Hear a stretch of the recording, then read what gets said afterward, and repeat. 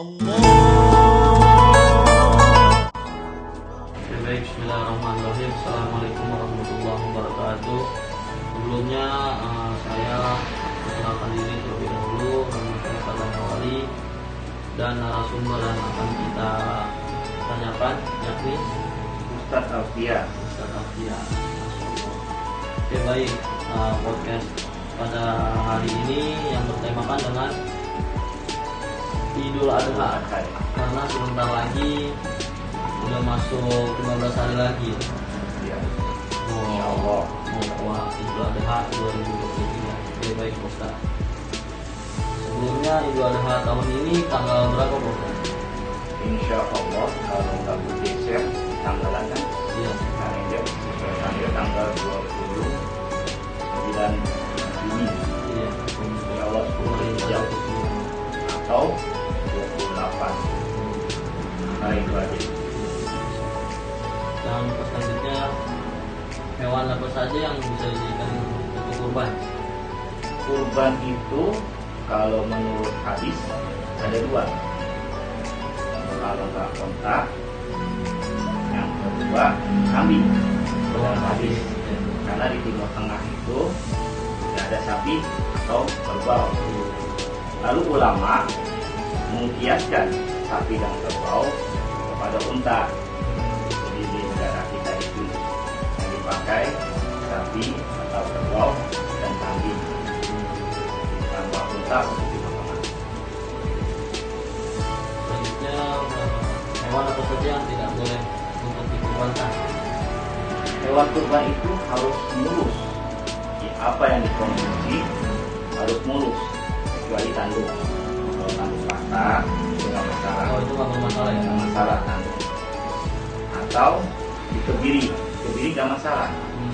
Boleh kurban hewan dikebiri karena biasanya hewan yang dikebiri itu dagingnya lebih gemuk. Karena udah ada Iya. asal kawinnya ya. Iya. Jadi yang nggak boleh hewan yang cacat, makanya sakit, pincang. Karena apa? Karena kalau hewan buta, hewan pincang susah makan. Iya. Jadinya dagingnya dikit, kurus. Selanjutnya, persyaratan apa saja yang sah untuk dijadikan hewan kurban? Hewan kurban itu harus cukup umur. Umur.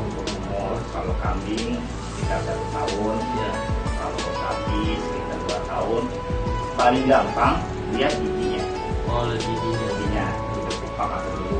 Oh, Iya. gigi susunya Ya, udah hilang di gitu. tengah ya.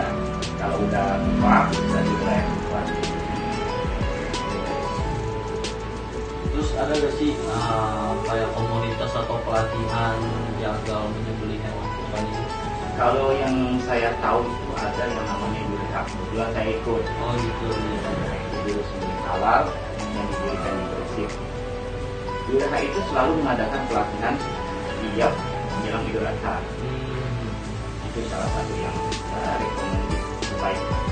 Menjadi seorang jagal, apa sih yang ditakutkan oleh Pak Ustadz itu? Sebenarnya itu jagal kurban itu syaratnya hanya seorang muslim, cukup umur, kuat mental, senjata, bila yang tajam. Seperti ini. Oh, ada Ini juga contoh ya. Iya, oke. Contoh bila yang untuk kambing. Oh, 15 cm. Dari berapa? Kalau sapi Kalau itu kan lebih gede, Oh, ya sekitar 20 cm. Kalau sapi yang 1 ton up sekitar 30 cm. Ini untuk kambing paling sekitar 15 cm. Bila itu ada cara bukanya ya. iya. Ini yang tajam. Iya. Jadi begini untuk keamanan. Jadi jangan terbalik. Jangan ini yang tajam ini sebelah sini, Jangan tumpul. ini yang tumpul. Ini harus diperhatikan. Ketajaman bilah itu paling utama bisa paling mudah dites pakai kertas. Ini seperti ini. Dipastikan kertas mudah di slash. Kalau udah mudah begini, berarti udah layak, udah cukup untuk menyembelih. Dan juga bila itu harus dirawat. Iya. Darah hewan itu sangat keras, gampang bikin karat. Jadi setelah dipakai, menyembelih kena darah, langsung dibersih pakai air mengalir, dilap, dan dioleskan minyak. Seperti itu perawatan bila yang harus disiapkan. Adapun doa itu sunnah. Lebih baik, lebih afdal pakai doa kurban. Itu aja yang beda antara kurban dengan yang kurban selain kurban.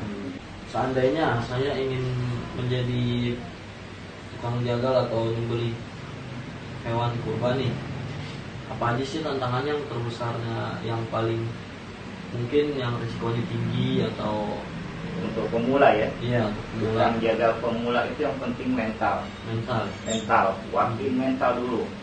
Jangan sampai mental kurang kuat, bila lepas. Yang bahaya itu bila lepas, bisa mengenai diri sendiri, bisa mengenai tim. Jadi harus pikiran tenang, mental kuat, harus menguasai keadaan.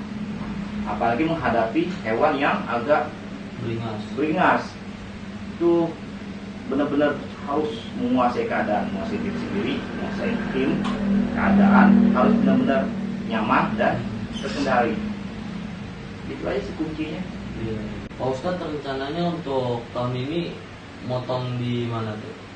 Insya Allah paling seperti biasa di musola. Ya setelah selesai di musola, kalau di masjid masih ada, langsung di masjid. Tapi di daerah-daerah sekitar. Tapi yang paling utama di musola dekat rumah. Oke, baik. Cukup sekian podcast kali ini. Pak Ustadz, terima kasih atas waktunya. Insya Allah bermanfaat untuk teman-teman sekalian. Amin. Untuk kurban nanti. Kurang lebihnya mohon maaf. Wabillahi taufiq wal hidayah. Wassalamualaikum warahmatullahi wabarakatuh.